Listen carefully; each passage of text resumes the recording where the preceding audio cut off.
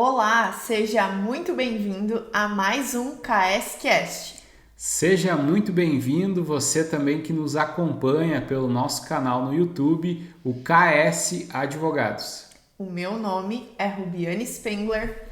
E o meu é Felipe Osmar Krieger, e no KSCast dessa sexta-feira você vai acompanhar as principais notícias que movimentaram as áreas do direito do trabalho e do direito previdenciário. Então, vamos direto à informação.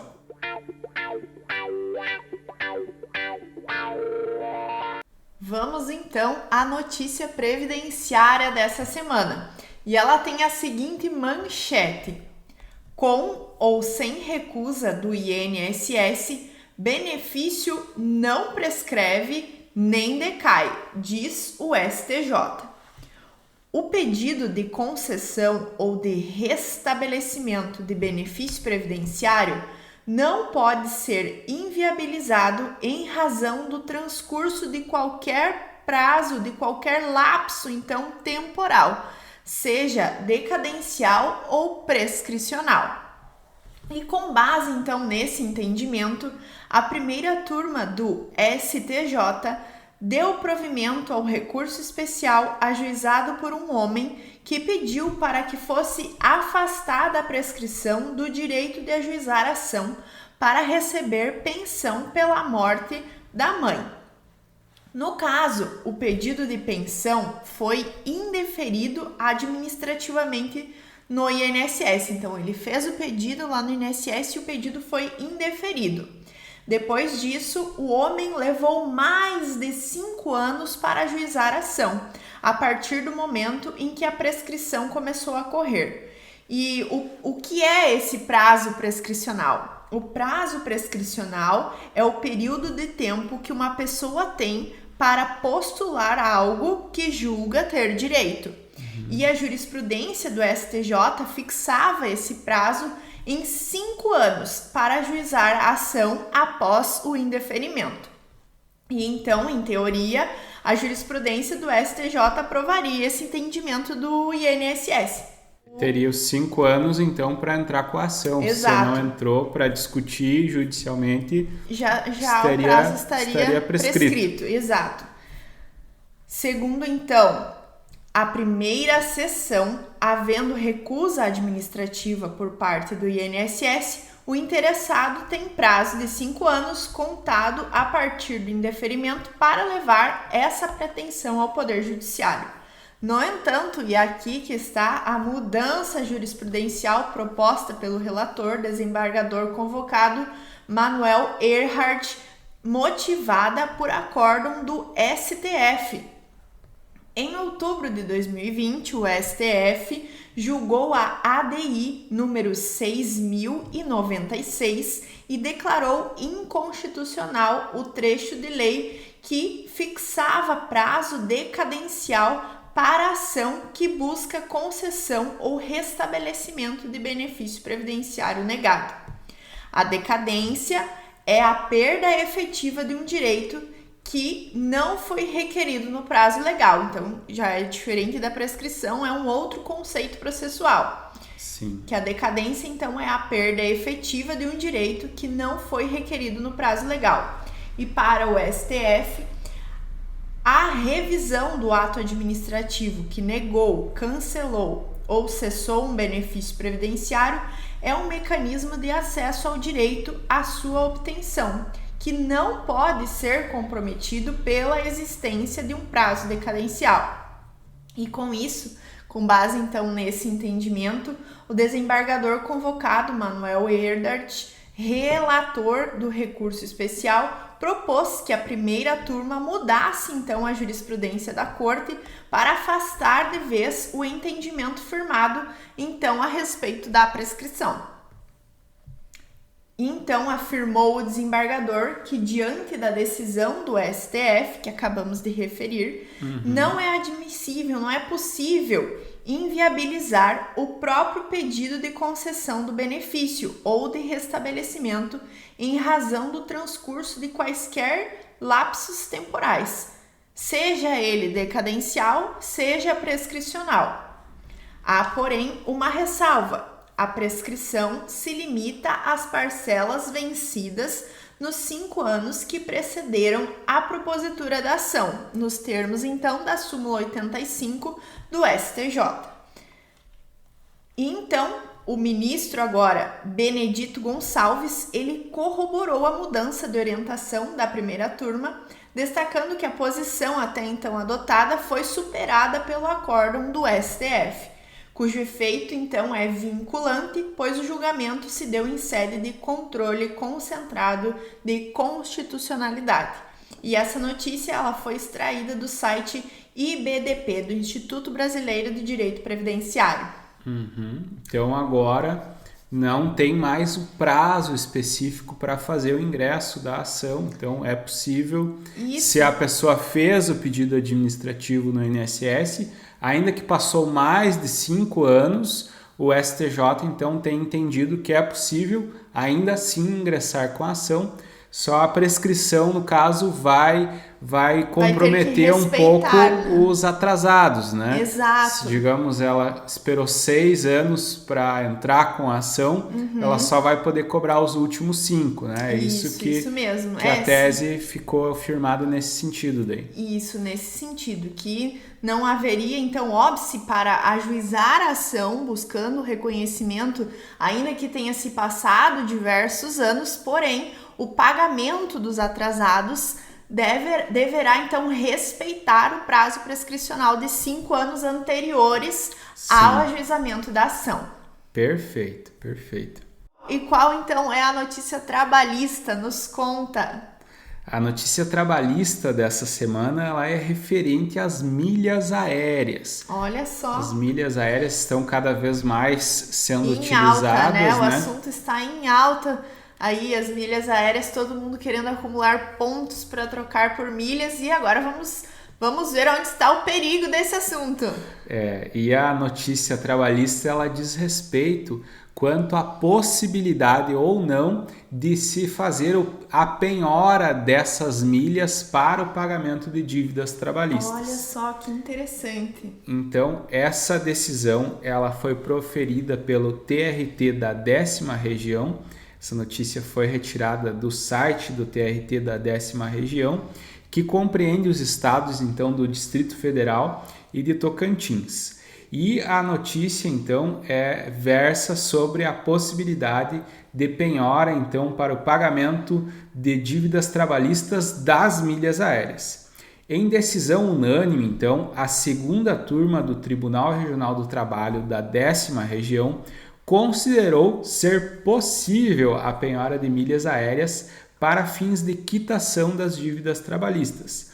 E para demonstrar o valor econômico desses pontos de fidelidade, o relator do caso, desembargador Mário Macedo Fernandes Caron, salientou que, além de poderem ser trocados por produtos e serviços, existem atualmente agências especializadas na compra de milhas para disponibilização a terceiros.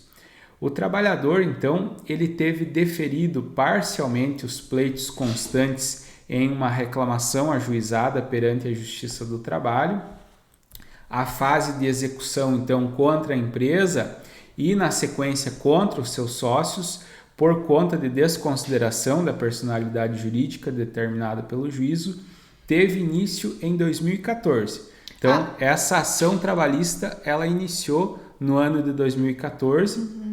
E compartilha com nós o que seria essa desconsideração da personalidade jurídica. Sim, perfeito, doutora. Então, a desconsideração da personalidade jurídica ocorre quando o juiz, em um primeiro momento, ele tem que tentar buscar bens em nome da empresa, em nome do CNPJ. Não sendo possível isso, e ficando caracterizada alguma espécie de fraude ou de beneficiamento por parte dos sócios, ele faz então a desconsideração da personalidade jurídica, que ele desconsidera o CNPJ então da pessoa e passa a buscar bens em nome dos sócios, né? Da pessoa física. Da pessoa física, do sócio proprietário da empresa. Então, aqui nesse processo já havia ocorrido essa situação. já havia sido buscado a penhora de bens da empresa, a penhora de bens dos sócios, né? Então, aqui, inclusive, há o relato de que foram realizadas diversas diligências para a satisfação da dívida. Foi feito o Bacenjude, foi feito o Infojude, foi feito o Renajude, foi feito penhora de bens, entre outras, e todas foram sem sucesso. O trabalhador, então, pediu ao juiz responsável pela execução que fosse pesquisada a participação dos sócios em programas de milhas aéreas para fins de penhora. O juiz, no entanto, negou o pedido ao argumento de inexistência de mecanismos seguros e idôneos que permitam a sua conversão em dinheiro. Primeiramente, então, o pedido foi indeferido. Em primeiro grau, o primeiro juiz ali da instância em que a ação estava tramitando, ele indeferiu. Mas o trabalhador recorreu, então, e essa ação chegou, então, ao TRT da 10ª região. E por meio, então, de um agravo de petição contra essa decisão, segundo ele, então, segundo o trabalhador, além de não haver lei que impeça a venda de milhas aéreas, tanto elas quanto os pontos de fidelidade oferecidos aos usuários pelas companhias aéreas se traduzem em verdadeiros direitos destes últimos, que por possuírem considerável expressão econômica, podem ser passíveis de penhora. Em seu voto, então, o relator optou então pelo provimento do recurso e ele disse o seguinte: nada adianta ao jurisdicionado ter o seu direito reconhecido se não poder ver cumprido o que foi determinado pela justiça na sentença de conhecimento. Então, nada adiantava esse cidadão ter ganhado o processo trabalhista se agora, na fase de execução, ele não conseguisse receber os valores. Sim. E para o desembargador, então, Mário Caron, a investigação patrimonial não se resume às ferramentas eletrônicas disponibilizadas ao Poder Judiciário, como nós referimos anteriormente, o Bacenjude, Infojude, Renajude, uma vez que todas as formas permitidas pela legislação são válidas para a realização do objeto do processo. Embora ainda não haja uma legislação específica relativa à venda de milhas no ordenamento jurídico, a emissão de passagens aéreas com milhas pertencentes ao cliente fidelizado em favor de terceiros é possível e encontra previsão nos próprios programas de fidelização. Inclusive, admite então a possibilidade de troca das milhagens, pontos, por vários outros produtos e serviços.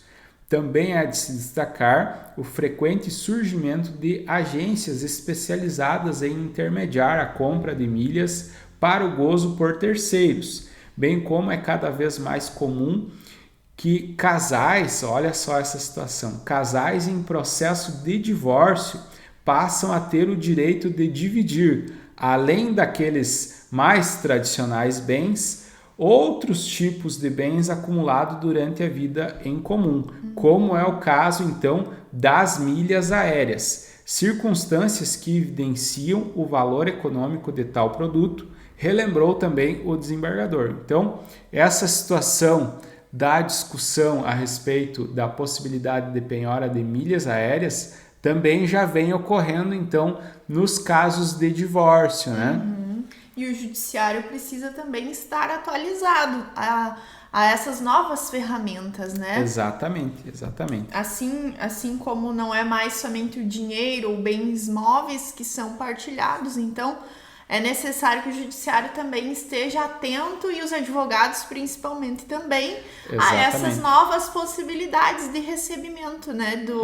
De recebimento para quitação de alguma dívida. Com certeza. Então, para concluir aqui a decisão, a notícia, o desembargador ainda destacou que os pontos previstos, então, nos saldos de programa de fidelidade de cartões de crédito ou de empresas de aviação, as milhagens, dos executados integram os seus patrimônios pessoais e, portanto, podem responder pelas suas dívidas conforme preceituam os artigos 855 e seguintes do CPC, que tratam sobre a possibilidade da penhora recair sobre eventuais créditos pertencentes aos devedores. Concluiu então o relator, citando também precedentes do TRT da 2ª Região, que já decidiram nesse sentido também. O desembargador, então, Mário Caron, determinou no voto a expedição de ofício aos programas de fidelização que foram indicados nos autos, para que em até 10 dias úteis, sob pena de multa diária, fossem informados a respeito da participação dos sócios e, em caso positivo, que seja feita a respectiva penhora, então, desses pontos ou dessas milhagens. Sim, interessantíssimo ali, né? Mais uma possibilidade, então, de satisfação de um crédito, especialmente trabalhista, né? Quando se trata de verbas alimentares, é uma nova possibilidade, então, que está sendo lançada aí, e é importantíssimo que estejamos atualizados e cientes dessas novas possibilidades. Exatamente. E quem acompanha, então, o nosso KS Cast, né? Toda sexta-feira fica por dentro dessas informações, fica por dentro das atualizações que estão ocorrendo nas áreas, então, do direito do trabalho e do direito previdenciário. Isso mesmo, esse então foi mais um KS Cast. Se você é novo por aqui no nosso canal no YouTube, aproveite e já se inscreva no canal, também ative o sininho das notificações, assim inclusive você será notificado sempre que tiver vídeo novo por aqui. Também nos acompanhe nas nossas redes sociais, pois toda segunda e sexta-feira nós estamos por aqui compartilhando conhecimento. Um forte abraço e até a próxima! Até a próxima!